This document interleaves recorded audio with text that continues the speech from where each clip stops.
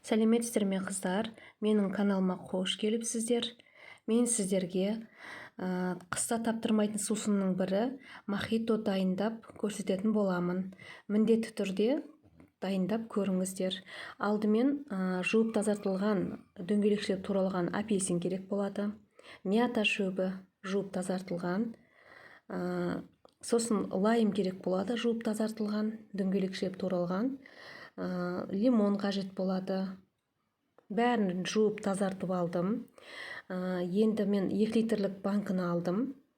Жалпы 2 литрлік банкімізге жуып тазартып, қайнаған суға малып алдым. Алдымен мята шөбінен 3-4 дана салдым.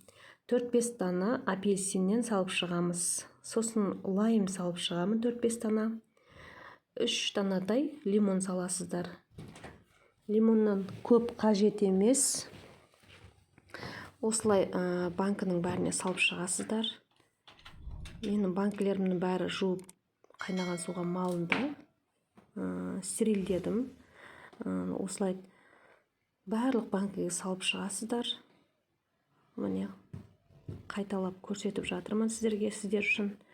Жалғыз шөбінен, апельсиннен, осы лайм, лимон. Өз қалауларыңызша салсаңыздар да болады. Көп салам десеңіздер, жалғыз шөбінен көп салсаңыздар болады. Апельсиннен көп салсаңыздар болады. Міне, мен бәрін толтырып алып, үстіне ыстық су құйып жатырмын. Ыстық суды барынша мойнынан да өткізіп толтырып құясыздар. Бір рет қайнатылған крышканы жабамыз үстіне. Барлығын жалпы осылай толтырып алып, 20 минутқа қалдырып, оны алып, қайтадан осындай таза ыдысқа төгіп, оны қайнауға жібереміз.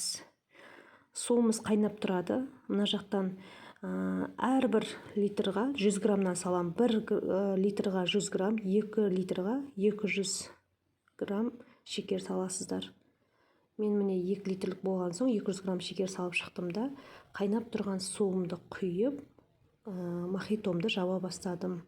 Осылай дөңгелетіп, ішіндегі шекері қатып қалмау үшін дөңгелетіп, шекерін ертіп аласыздар. Жабылған банкыны осылай төңкеріп қоясыздар. Барын осылай төңкеріп алып, үстін осылай жылы сүлгі материалдармен жауып, бүркеп, жарты сағат 40 минутқа қалдырасыздар. Оны алып, қайтадан тұрғызып қоясыздар банкыны. Міне, біздің компотымыз дайын. Қыста ашып ішуге кеңес беремін. Каналыма тіркелуді ұмытпаңыздар. Ас болсын.